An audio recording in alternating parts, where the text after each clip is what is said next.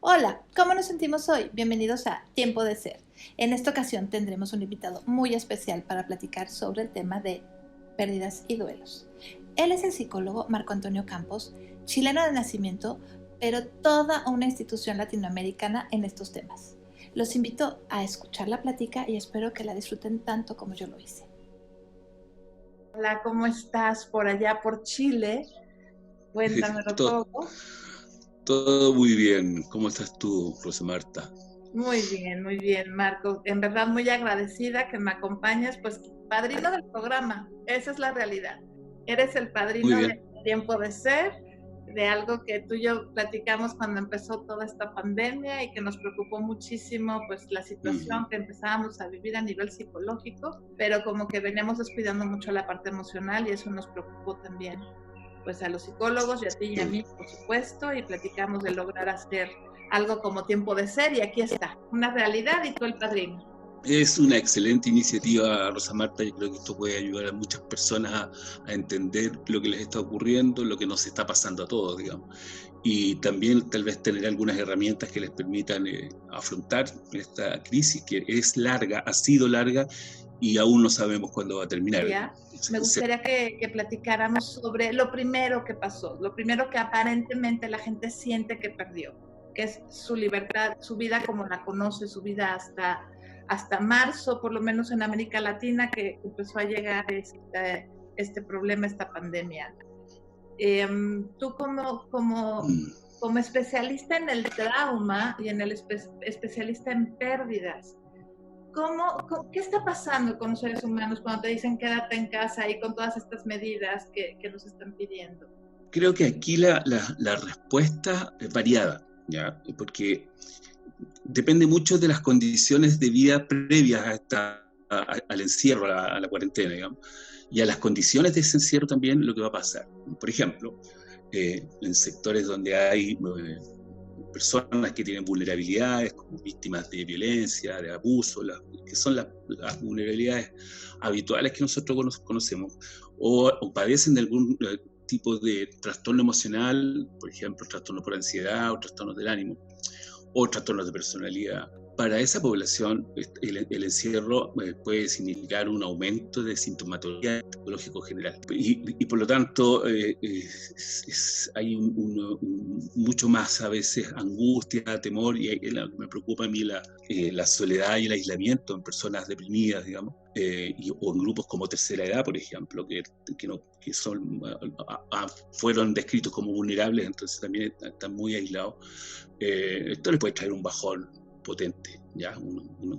Una acentuación de su sentimiento de soledad. Por otro lado, hay un grupo de gente que tiene condiciones económicas que no les permiten estar encerrados porque su sustento depende de trabajos informales, que venden algo aquí en la calle o algo acá, digamos, y no pueden hacerlo. Y esto hace que claramente cuando está en juego el sustento de tu familia, la variabilidad de respuesta depende de muchos factores, digamos, no es una sola respuesta. Hay otro grupo que podríamos decir más privilegiado, digamos, que puede estar en casa, que puede trabajar desde su casa, que el sustento económico y la alimentación diaria de su familia no depende de que esté en la calle, que puede hacer teletrabajo o trabajar online, que tiene suficiente espacio en sus casas, digamos, para cuando son muchas personas, digamos, porque es el otro tema, hay muchas personas que están en cuarentena, pero están en hacinamiento.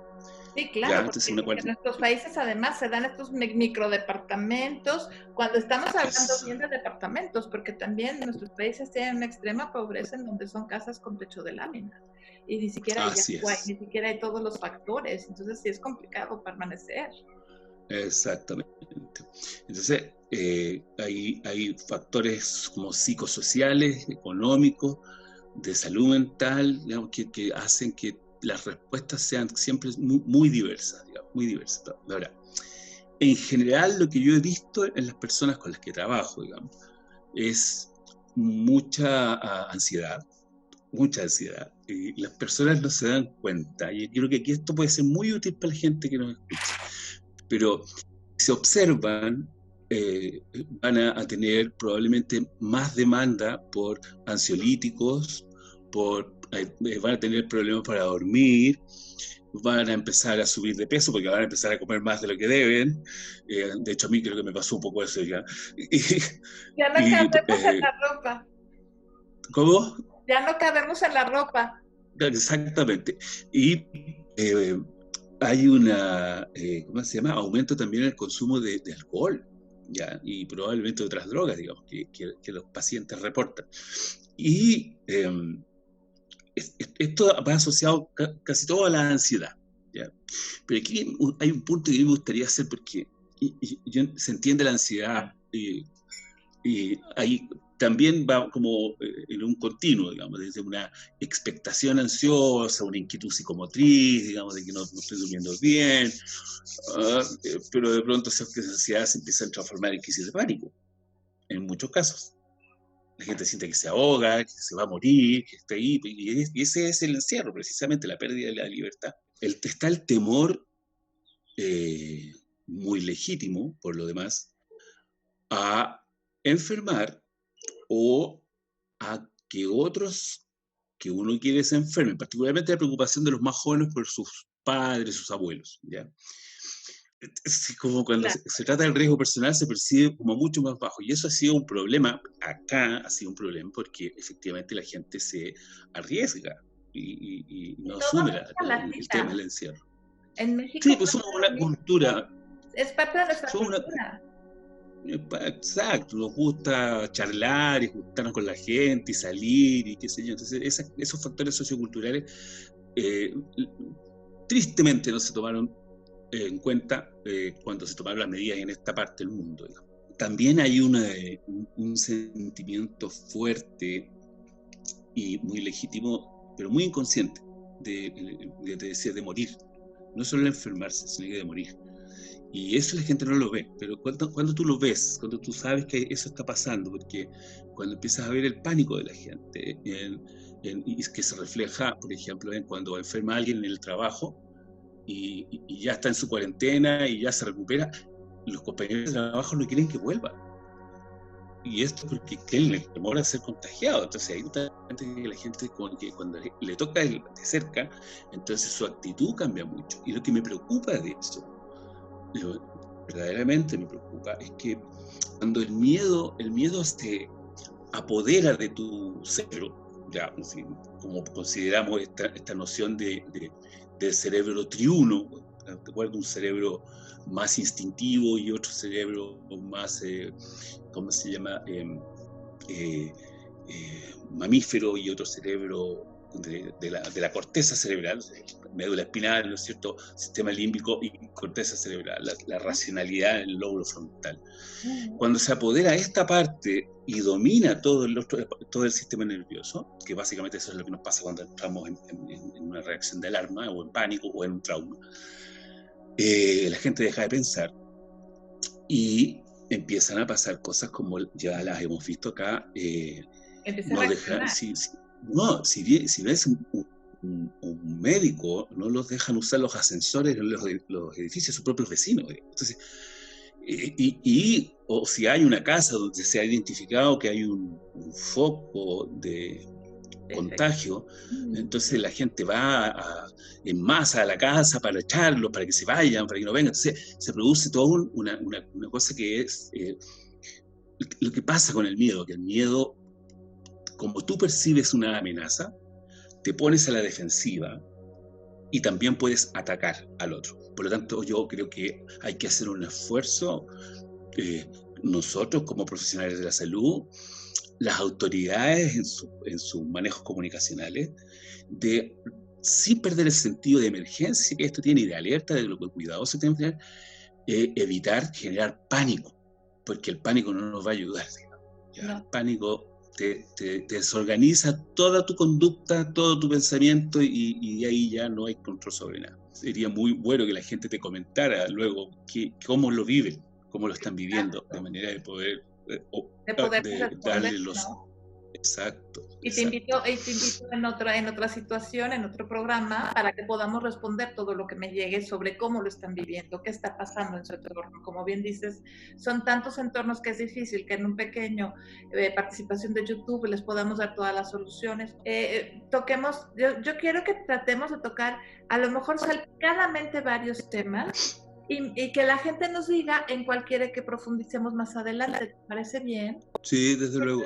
Ahora me gustaría, yo siento, y la gente me platica por acá, yo creo que en Chile pasa lo mismo, pero por lo menos nuestra América Latina, que no tiene estos seguros cuando estás desempleado, o si los tienes son de risa loca.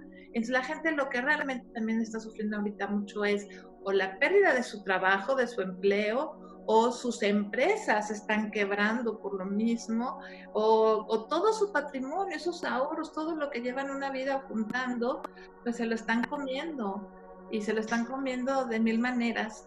¿Qué me comentas sobre eso? Es una realidad también acá en Chile.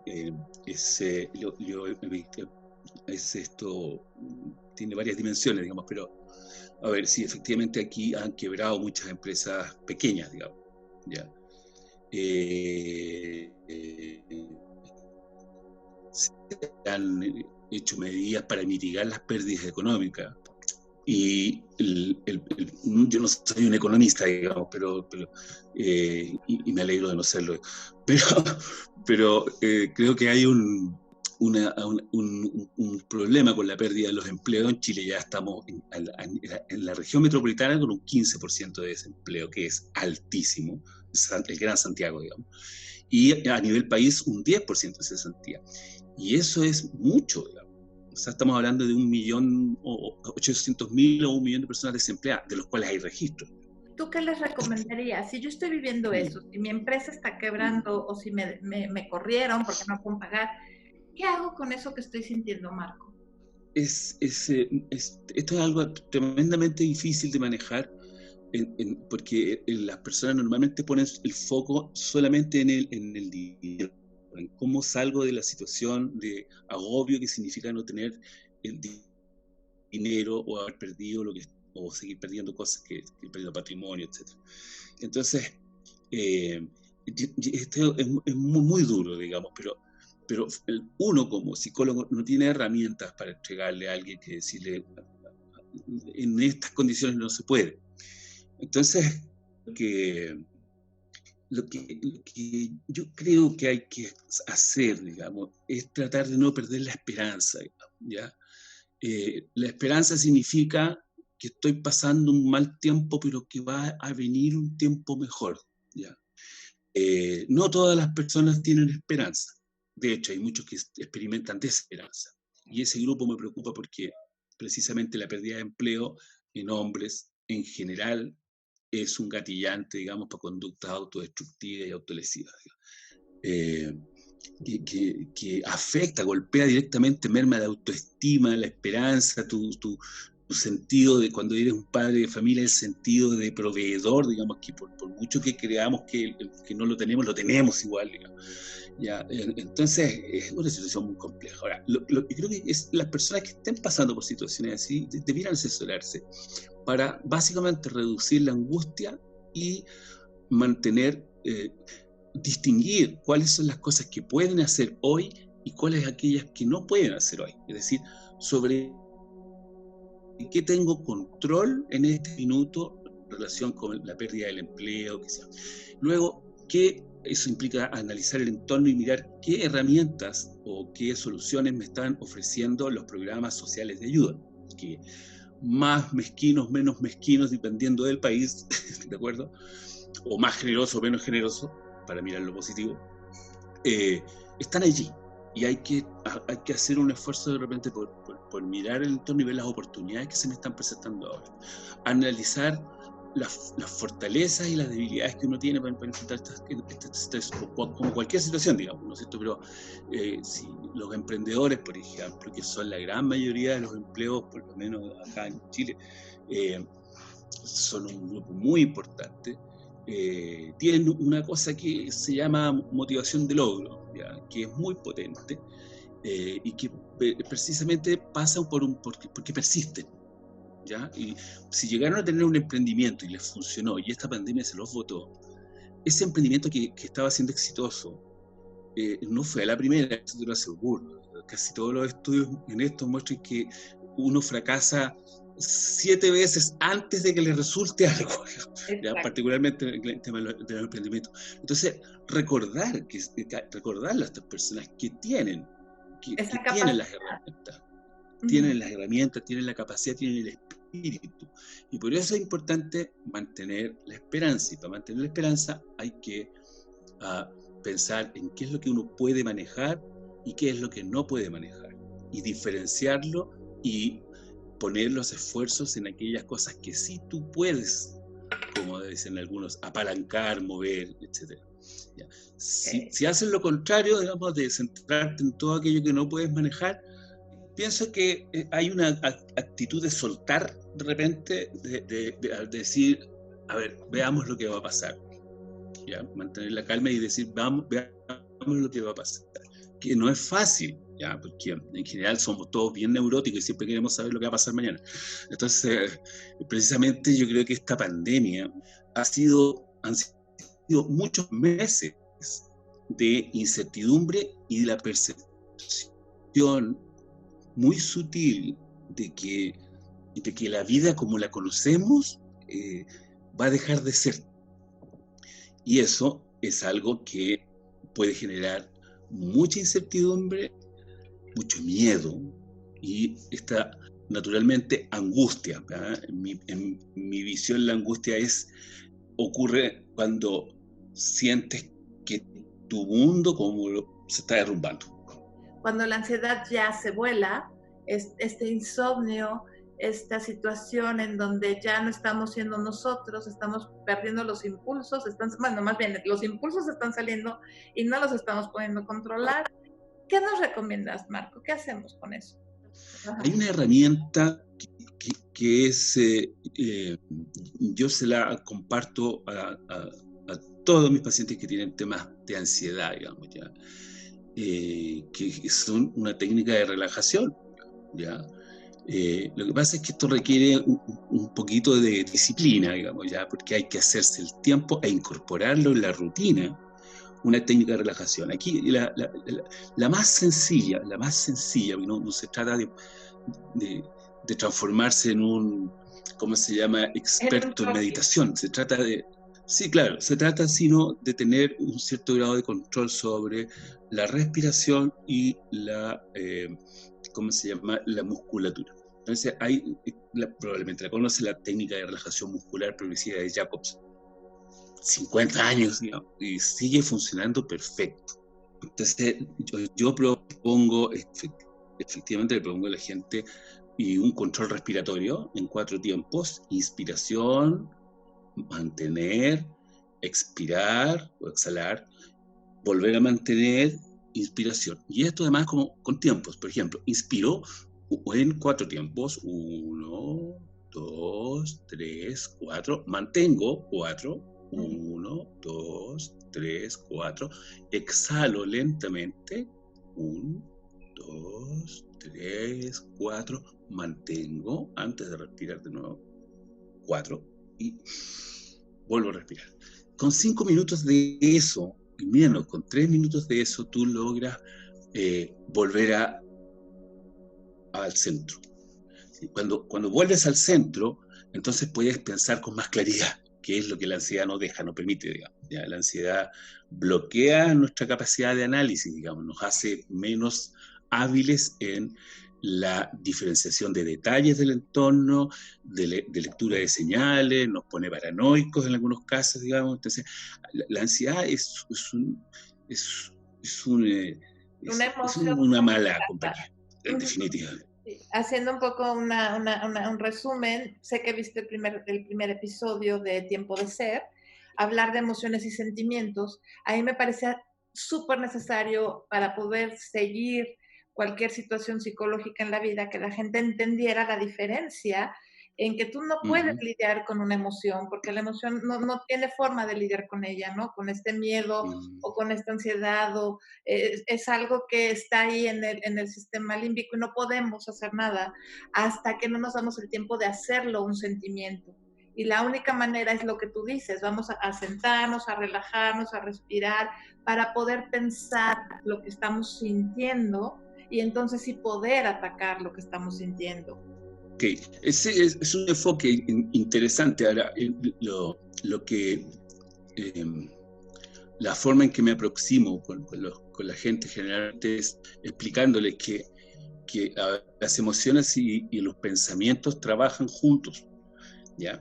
Pero cuando la emoción toma el control del pensamiento, entonces nuestra capacidad cognitiva se ve reducida.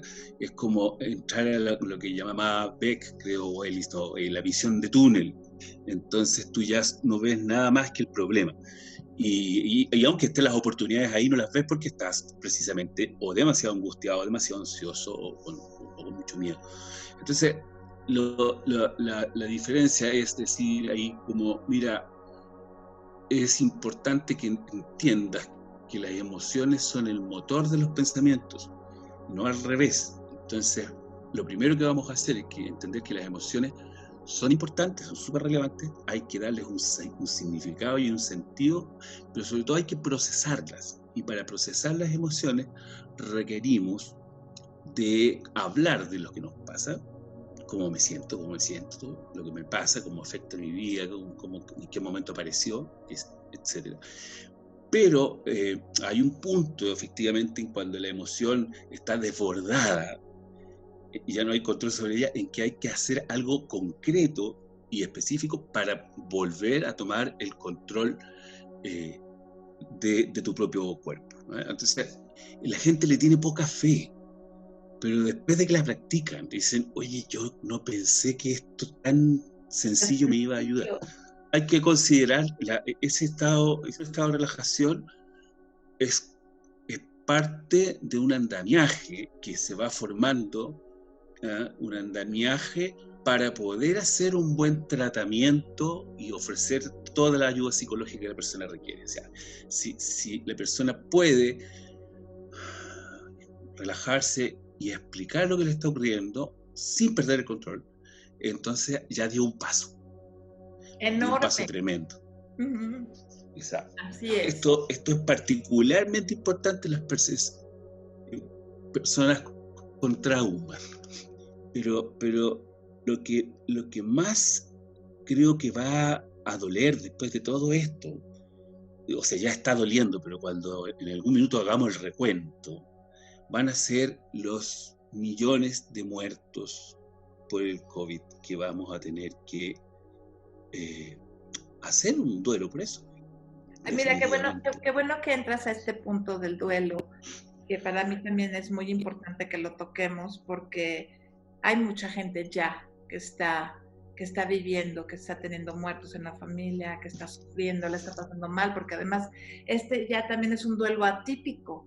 Pareciera que cuando llevas a tu familiar muy enfermo a un hospital, normalmente, por lo menos está pasando aquí en México, lo dejas en la puerta del hospital y muchas veces fallece, te entregan una bolsa que no puedes abrir porque te vas a contagiar, inmediatamente pues te proponen y te dicen que por favor ojalá lo pudieras incinerar en vez de enterrar por aquello otra vez del contagio.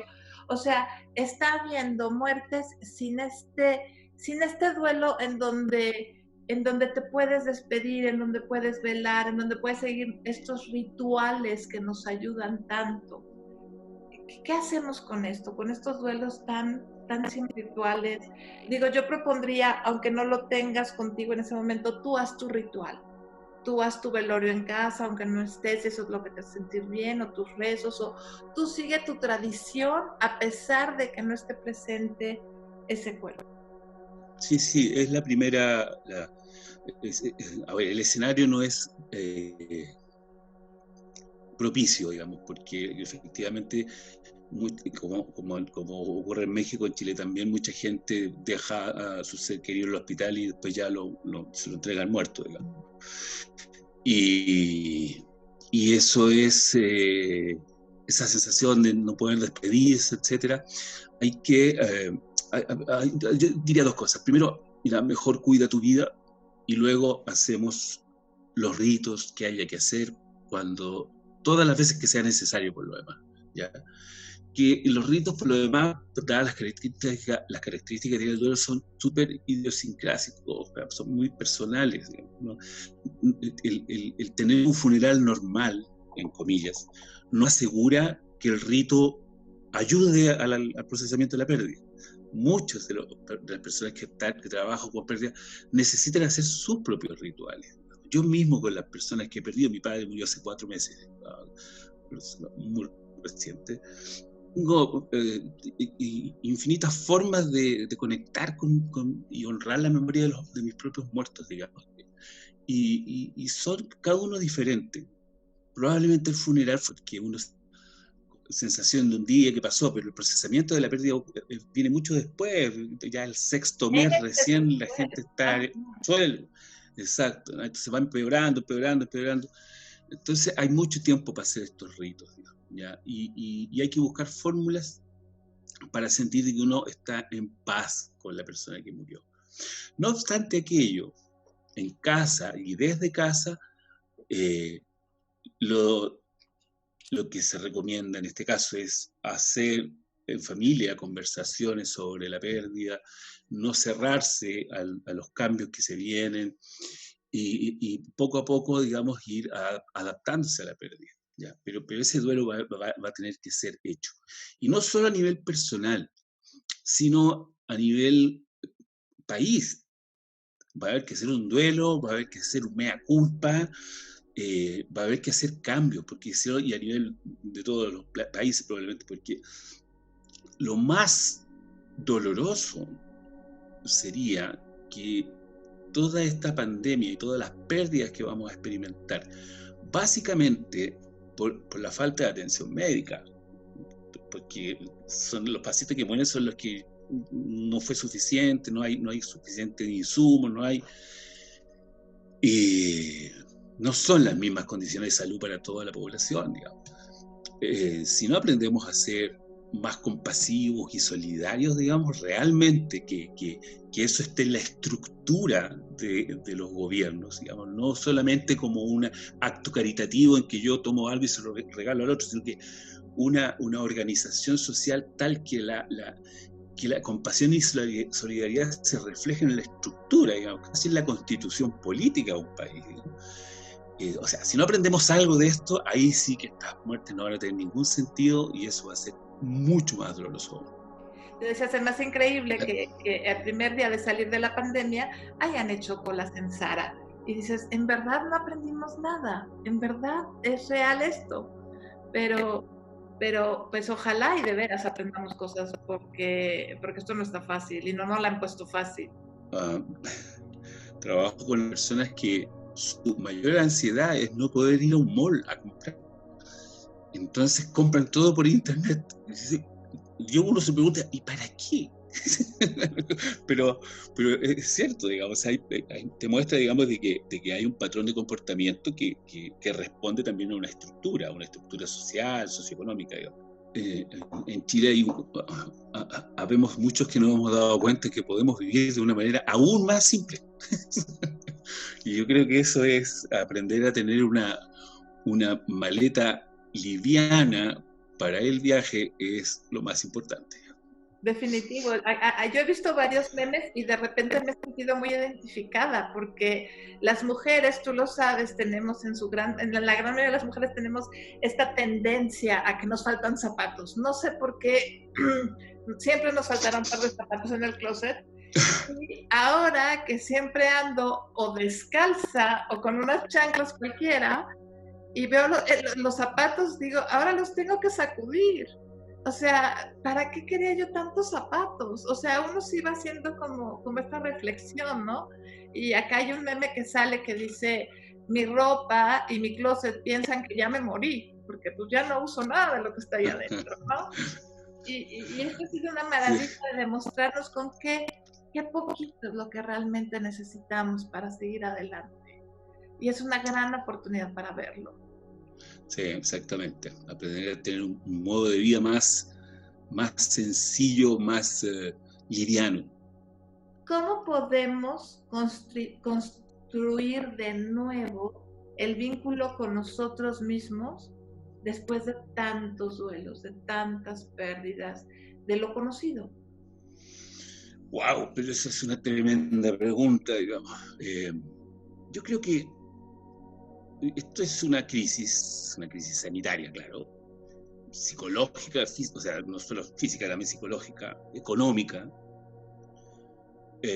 social. Pienso que las probabilidades de que hayan estallidos sociales en diversas partes del mundo por la crisis económica que va ¿cómo se llama?, a dejar esta pandemia, y por la cantidad de pérdidas, etcétera, la crisis va a ser todavía muy larga, ¿ya?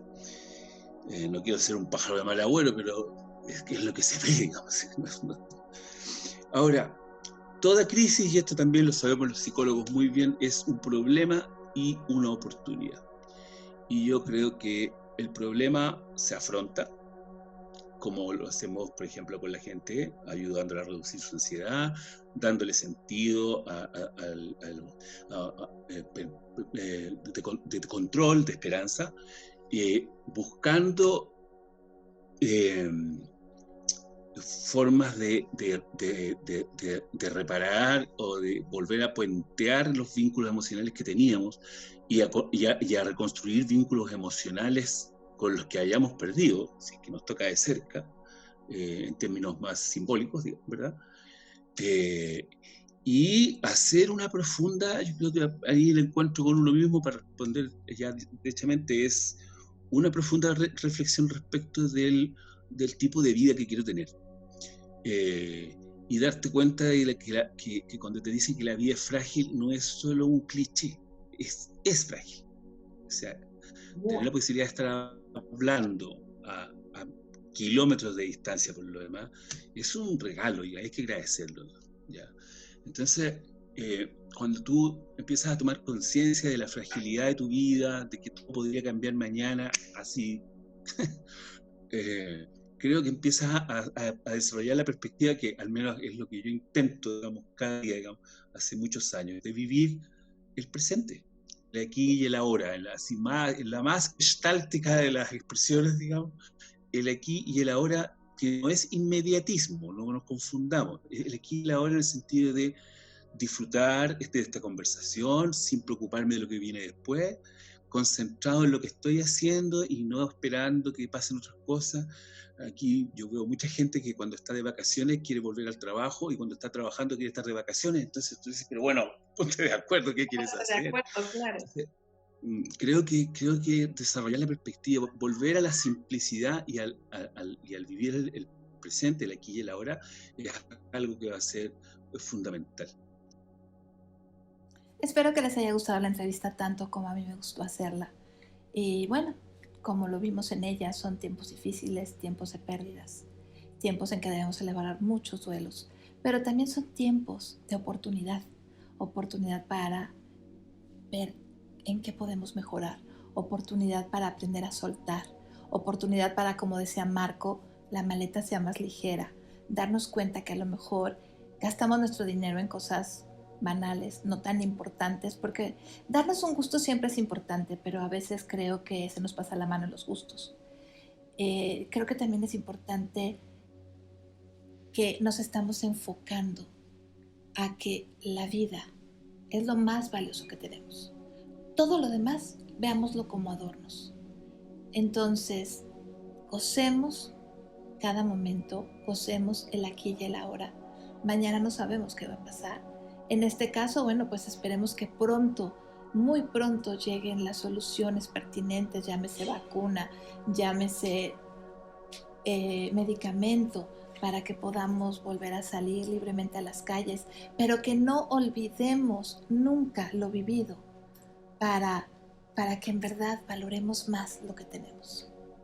Yo soy Rosa Marta Pavón y los invito cada semana a encontrarnos aquí, en Tiempo de Ser. No dudes en dejarme todos tus comentarios en la caja, y si quieres que profundicemos o hablemos de algún tema en especial, también déjamelo saber. Este es tu espacio. Son tiempos difíciles, complicados, pero siempre existirá la posibilidad de ser mejores. Si te gustó, por favor, no dudes en suscribirte, es gratis. Y si ya estás suscrito, dale clic a la campanita para que no te pierdas. Recuerda que el próximo viernes aquí tenemos una cita.